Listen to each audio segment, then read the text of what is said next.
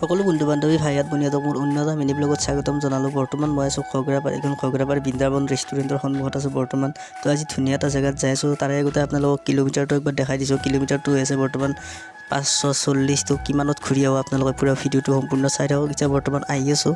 আহি মই অলপ আগত ভবানীপুৰ টোলগেট পাম। টোলগেট মানে ভবানীপুৰ টোলগেটৰ পৰা বিজনী টোলগেট ডিষ্টেঞ্চ কিমান মই আপোনালোকক আজি সম্পূৰ্ণ এক্সপ্ল'ৰ কৰাম।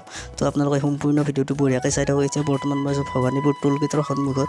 এটা আপোনালোকে মোৰ কিলোমিটাৰটো চাই লওক এবাৰ কিমান হৈছে। এতিয়া বৰ্তমান মোৰ কিলোমিটাৰ 599 হৈ আছে বৰ্তমান। তো 599ৰ পৰা কিমানত যায় বা আপোনালোকে বিজনী টোলগেট পুৰা ধুনীয়াকৈ এক্সপ্ল'ৰ কৰাব। আপোনালোকে সম্পূৰ্ণ ভিডিঅ'টো চাই থাকক।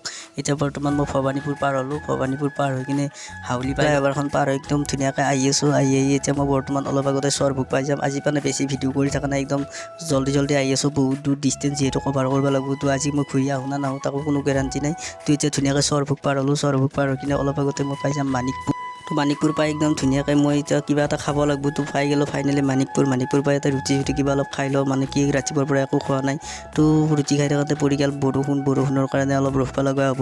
কাৰণ মই আজি ৰেইনকোট লৈ অহা নাই। তোৰ বতৰটো ৰাতিপুৱা ৰ'দ দি আছিল, এতিয়া এইফালে যে বৰষুণ দিব কোনে জানে। তো ফাইনেলি বৰষুণ অলপমান কমি কিনে এতিয়া বৰ্তমান মই যাই আছোঁ মানাছ নদীৰ ওপৰেদি। মানাছ নদীৰ ওপৰ পাৰ হৈ কিনে আহি আছোঁ বৰ্তমান।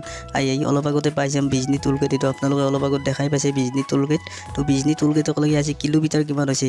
একচুৱেলি টোলগেটবিলাক 60 কিলোমিটাৰৰ ভিতৰত ডিষ্টেঞ্চত থাকে। তো 60 কিলোমিটাৰৰ কম আছে নে বেছি আছে তো আপোনালোকে চাই লওক। বৰ্তমান এতিয়া কিলোমিটাৰ হৈ আছে বৰ্তমান 648, মানে 599ৰ পৰা 648 হ'লে কিমান হয় আপোনালোকে পুৰা হিচাপটো ওলাই লওক। আৰু 60 কিলোমিটাৰ নাই, মইতো ভালকৈ গম পাম। তো টোলগেটবিলাক একচুৱেলি সঠিক জেগাত বনাব লাগে। এতিয়া ধুনীয়াকৈ আহি আছোঁ যি হৈছে। যিহেতু মই পুল দিব নালাগে, এইটোত ইমান মাথা মাৰি লাভ নাই। এতিয়া বৰ্তমান পাই গ'লোঁ আই নদী পাৰে ধুনীয়াকৈ পাই যাম বঙাইগাঁৱত সোমাই কিনে ধুনীয়াকৈ যাই আছোঁ কোকৰাঝাৰ অভিমুখে। তো কোকৰাঝাৰৰ ক'ত কেনেকৈ যাই আছোঁ আপোনালোকে সম্পূৰ্ণ ভিডিঅ'টো চাই থাকক। এতিয়া মই বৰ্তমান পাই গ'লোঁ চাপাগুৰি। এইখন হৈছে চাপাগুৰি মেইন যিটো পইণ্ট, পুলিচ পইণ্ট বুলি কয়, পুলিচ পইণ্ট। এইটোৰ পৰা পুৰা চিধা আহি গ'লোঁ। চিধা আহি যাই আছোঁ কোকৰাঝাৰ অভিমুখে। তো কাৰিগাঁও পাই যাম মই অলপ আগত। কাৰিগাঁৱৰ পৰা গোসাইগাঁও চাইডে প্ৰায় 15 কিলোমিটাৰমান যোৱা পাই যাম কচুগাঁও। মানে আজি যিমান জেগা কভাৰ কৰিম বুলি ভাবিছিলোঁ সিমান জেগা কভাৰ কৰিব নোৱাৰিলোঁ, কাৰণ বৰষুণে বাধা বিঘিনি দিলাক। এতিয়া কি কিলোমিটাৰ আছে আপোনালোকক কুকলে কিমান দূৰ চাই ল'লক। এইটো বৰ্তমান মই আহি পাই গ'লোঁ পাতগাঁও টোলগেট। এইটো হৈছে পাতগাঁও টোলগেটক লৈ মই ডিষ্টেঞ্চটো লৈছোঁ। তো আপোনালোকে পুৰা সম্পূৰ্ণ চাই লওক। মই ইয়াতে আৰু একো নকওঁ, কাৰণ চৰকাৰে বেয়া পাই যাব পাৰে। পুৰা একদম ধুনীয়াকৈ দেখাই দিছোঁ কিমান হৈছে। যিহেতু আহি ইমান দূৰ পালোঁ, তো ইয়াতে কিবা এটা খাব লাগে। ইয়াতে ধুনীয়াকৈ এখন হোটেল আছে আৰু গাড়ী চাড়ী ইয়াতে ৰাখি দিলোঁ। আৰু চাহ বাগানো আছে। চাহ বাগানৰ কাষতে ধুনীয়াকৈ এখন হোটেল আছে। হোটেলখনত ধুনীয়াকৈ ভাত খাব লাগে। আজি নিৰামিষ ভাত। মই মানে বাহিৰত আহিলে এনেকুৱা সৰু সুৰা হোটেলত ভাত খাওঁ, কাৰণ ইয়াতে ভাত খালে ঘৰত ভাত খোৱা একে কথা। তো এতিয়া ধুনীয়াকৈ আহি গ'লোঁ, খাৱা লোৱা হৈ গ'ল। হৈ কিনে এতিয়া ধুনীয়াকৈ কচুগাঁও অভিমুখে আহি আছোঁ। তো কচুগাঁও পাবাক লাগে আৰু বেছি দূৰ নাই হয়তো। তো মই ভালকৈ চিনিও নাপাওঁ। তো একদম আহি আছোঁ, যিহেতু চিধা ৰাস্তা, কোনো টেনশ্যন নাই। হাইৱে ৰাস্তা দি একদম বঢ়িয়াকৈ আহি আছোঁ। আহি বৰ্তমান মই পাই গ'লোঁ কচুগাঁও। এইটো কচুগাঁৱত এটা ধুনীয়া মন্দিৰ আছে। ইয়াতে মা মহামায়া মন্দিৰ এটা আছে। তো মন্দিৰটো এবাৰ ধুনীয়াকৈ বাহিৰৰ পৰা আপোনালোকক দেখাই দিলোঁ। আৰু মই এটা ইয়াতে প্ৰণাম কৰিলোঁ, কৰি কিনে ধুনীয়াকৈ ওলাই দিব লাগে। এতিয়া ধুনীয়াকৈ কচুগাঁৱৰ পৰা সোমাই আহিলোঁ এটা গাঁৱৰ ৰাস্তাত। এইটো গাঁও পুৰা একদম চান্তাল গাঁও। চান্তালী মানুহ এইখিনি পুৰা আছে, একদম মানে ভৰি আছে। এইখিনি গোটেই এৰিয়া চান্তালী। তো কাম চাম কৰি এতিয়া ধুনীয়াকৈ ৰিটাৰ্ণ হ'ব লাগে। তো একদম বঢ়িয়াকৈ আহি গ'লোঁ। ৰিটাৰ্ণ হৈ আহি কিনে ইয়াতে দেখা পালোঁ ফুটবল খেলা চলি থকা।